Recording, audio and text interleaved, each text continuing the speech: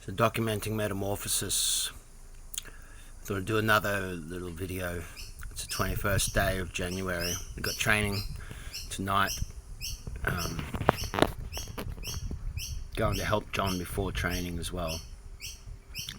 So that just gives it a little bit more substance and contrast and meaningfulness. You know, life is meaningless except for the meaning that we give to it. Now, I saw John during the week, and I spent a couple of hours with him in a very relaxed, informative, well, informal. It was very informative, but it was very informal interaction. And I felt huge appreciation, and I said to him, I looked him in the eye, and I even pointed my finger, I said, "Thank you," as I left, and he said, "It's a pleasure, you're welcome." And I'm having a particularly hard time at the moment, I admit it. I'm having a particularly hard time. Yesterday was just something going on. But my life in general is a particularly hard time, and last week was a particularly hard time. There's been some really horrific things happen in my life recently. And some of the closest human beings to me have done some things that it's very sad. Basically, it's a very sad situation.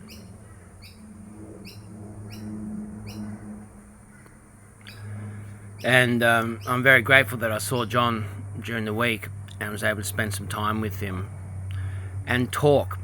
And there's one particular moment where he stopped doing what he was doing, and he was busy doing stuff. There's one particular moment that he was talking, and then halfway through saying what he was saying, he put his tools down and he walked around the art piece that he's working on, and he pulled up a chair and he sat down in the most smooth, beautiful way as well. I mean, the man is an absolute master, and he's a genius too. But he's a very thoughtful and sincere, authentic person. So basically what he said to me was, you know, you're 42, I'm 72. And you've still got quite a bit of process to go through, like another 25 years kind of thing, another 23 years, before it starts to come together and starts to make sense. Because now you're young. I took a look at myself, and he said, now you're full of potential. You know, you could do this, you could do that, you could go over here and do this, you could do that, you got this going on, you got that going on, this going on here, that going on here, doing this with this person, doing that with that person, you got this training, you got that training, you got this training, you got this training, you got this work, that work, that work. You got all this stuff going on that is potential, and it's pulling you in all different ways. And that's what life is. But you're going to live that way, and particularly as a creative person, and particularly someone like you that's a little bit out of the box in every way, that it's not going to come together until you're 65. And then you start to get to a point where it's clear that you don't have all that potential anymore. You can't do this, you can't do that, you can't go over here and do this, you can't travel there and do that, you can't leave your responsibilities here to go and do that over there. You can't make enough money to do that project you want to do. You can't do this, you can't do that. You know, now you've got these other things going on, so that's what you're doing. So the potential which causes the anxiety and the conflict within ourselves wanes away. And then when you get to my age and you're 72, I don't have any more potential anymore. I can't go and make this theatre company, I can't go and make that ballet company, I can't do this, I can't do that, I can't go over here, I can't do this. So this is what I'm doing. And that's all I'm doing. So I'm here and now doing this. So don't feel bad about yourself, You're going to be this way, and there's a great opportunity within all of that too. But it's not going to start coming together and making sense till you're 65. And you're still young. So that was something that was quite uplifting, to tell you the truth. And then he said a bunch of other things, and he's very well read, very well educated, and he said a lot of things, and he quoted these people. And so I go off and do all this reading by myself, and I go thinking about things, and I've been thinking about all this different stuff he said since then, last few days. And then there's this thing about discipline. I'm carrying this insulated vessel that carries 2 litres, like when you make a cup of tea in the morning and you take it with you all day. Well, it works for the ice as well, so I've got this ice water there, and that's the only thing that's keeping me cool. And we're in this room, and I'm like, God, I'm suffocating. I take my shirt, I'm going, aren't you hot? He said, oh, I just deal with it, mate. And I looked at him, and I'm like, yeah, I used to, but what's happening to me? And then I went out of the room, I went out with my dogs, and then I came back, and he's saturated. His overalls are saturated. I'm like, is that just sweat that you're saturated with, or did you spill water over yourself? He goes, no, it's just sweat. I'm thinking, jeez. I go, yeah, I'll just deal with it. Just make sure I keep my water up, keep myself hydrated. And I used to be like that, but I seem to have lost it this year. I don't know what's going on, but it's depression. It's the depression again. It's the liver chi stagnation that does it, that gets you see. See it in my face. Sorry, I'm not really doing that well at the moment. I acknowledge that. I've had people ringing me up this week, male and female, mostly female, like a few females and one male rung me up to just go, how are you going? Just checking in with you, how you're doing. And I'm like, I'm fine. Like, why are you asking me that? And I go, I could just tell something in your voice. Or I just listened to your message. I've never heard you take such long pauses between sentences. And I'm like, ah. But the first one, then I got this phone call, and then I got this message because I missed the call, and then I got this audio voice message, and then my friend's wife checking in. How am I going? Just seeing you're okay. Are you alright? What's going on for you? Are you alright? So a plane coming over. So, I'm like, yeah, I'm always alright. That's him. I'm always alright. I'm always good. But why are you asking that? What's going on? Did I give something away, did I? So I must have given something away in my voice, you see, that I'm not doing so well.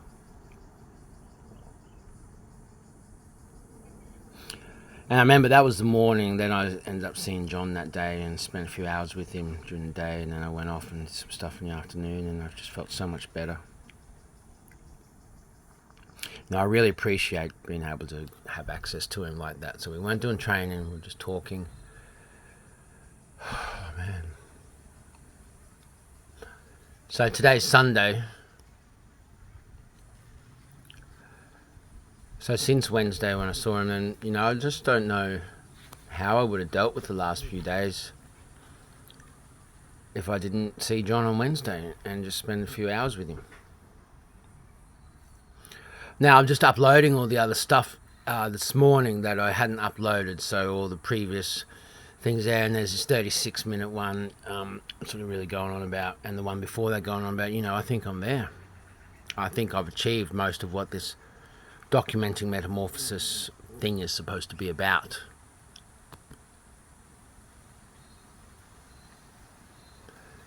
But I acknowledge this week hasn't been easy. I mean, it's never easy, but So just had some particularly heavy stuff to deal with the last couple of days. Specifically related to people, some of the closest people to me in my life. So it's hit me hard, it's been a bit of a kick in the guts, a bit of a slap in the face.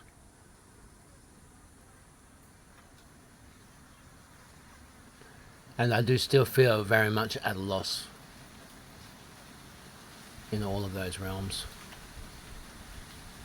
In fact, the only thing that I've got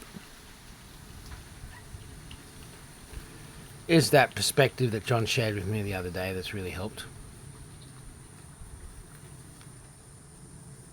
And that just puts other perspectives that other people share. I mean, I've got beautiful people in my life, but it's the practical application, it's the metamorphosis of the integration and transformation that comes with this training. It comes with John, it comes with Jackie, and comes with the other people in the training. I'm going to give Alicia 2 dogs. I'm very happy about that. She's such an incredible human being. I mean, she's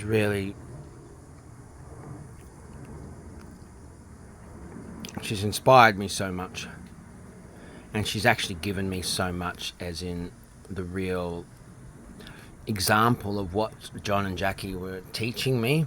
Then she demonstrated it with absolutely monumental, mind-blowing power. My God. And she does a lot of the similar work to me, like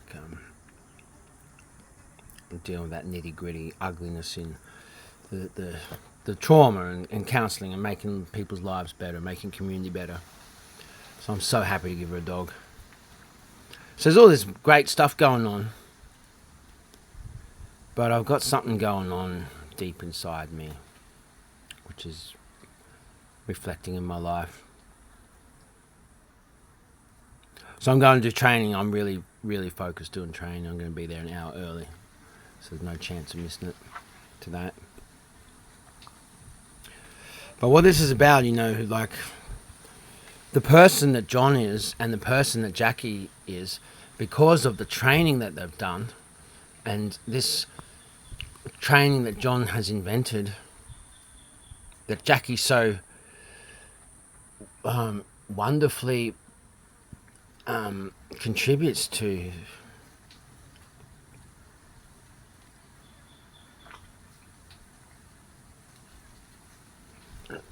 Really reflects in the demeanour that they are.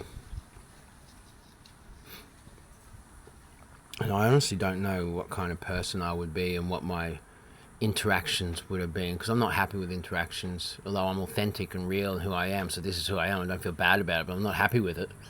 The interactions that I've had recently with 1 or 2 or 3 people, but I don't feel bad about it. But I just wonder how I could have expressed myself better. I wonder how I could have been a better person in those moments. Had a pretty full-on confrontation with someone flying a drone above my property the other day, and setting the dogs off. I made it clear I didn't want that drone flying above my property, hovering 20 feet above me. And then it came back and was flying around, so I had a pretty full-on confrontation with this person. Probably scared the shit out of him, probably about 15 times more than I intended to, but he got the message. And that's only because he was so aggressive back to me. If he hadn't been aggressive back to me, then I wouldn't have felt compelled to really make it clear to him. Anyway, that's been passed over to the police in Casa now anyway, so I'll let that go. But I don't feel bad about that at all. I didn't have any tension on my shoulders or anything from it. There was no bad juju exchanged between us, you see, from that. And again, that's because this training, because maybe even 4 weeks ago, maybe even 2 weeks ago, there might have been some bad juju exchange, with tension on my shoulders, but there just wasn't. See, so I'm in a good place in my spirit. that doesn't really get recognized in any other way of measuring in this psychotic society, particularly within relationships. Except at the end of the day, a woman does recognize that once she's put you through all those tests.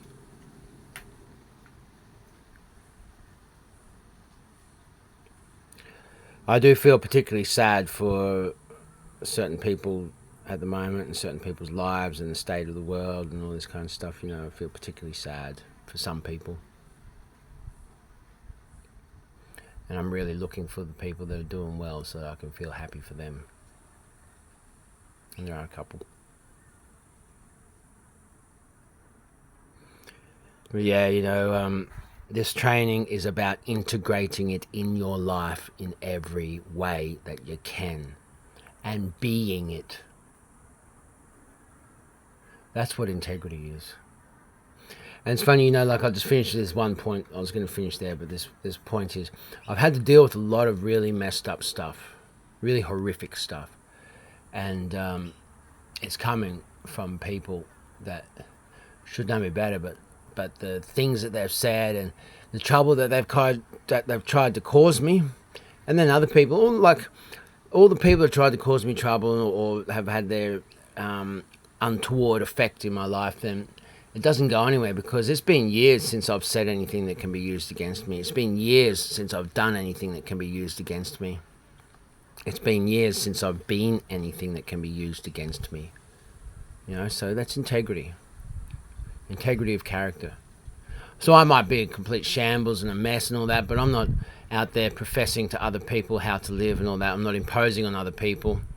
I'm not interfering in other people's lives. I may be interceding in some people's lives through the opening that they've created by giving the energy to me initially, but I try to not really be imposing or overbearing or interfering with that interceding. I think it's respectful interaction. So that is all what it is. But it used to still affect me quite a lot, which I can see because I've got this training, this practice behind me now, with enough momentum, enough integration into my life that I can see the difference that has occurred or is occurring in real time in my body and in my mind and my attention. That I'm not getting lost in this stuff. I'm not getting overburdened with it. I'm watching myself with even more clarity than ever before. And I'm able to just take the foot off the accelerator rather than needing to put the foot on the brake. And that's a really big thing, especially with someone so intense as me. So thank you, John. Thank you, Jackie. And yeah, not feeling that good. My body's not feeling that good, but man, I'm going to throw myself into training like it's everything, because it is everything. And yeah, it's a really big thing. You know, this is why I'm filming this, because I've kind of gotten to this point. What I'm trying to say to you now is a really big thing, and what I've said in the last couple of episodes is it's a big thing. This is what most of this filming, this documenting Metamorphosis thing is about. So now I go deeper and deeper and deeper. And I could probably keep going on with this stuff, you know, more and more and more. But I think I've said that. Now what I really want to do is be a lot more creative and come up with some creative stuff. If this keeps going. Don't know. By the way, that mess and all that shit, I haven't touched it. I haven't touched it at all. I have not touched it at all. I have not touched it, any of it, at all since I filmed that.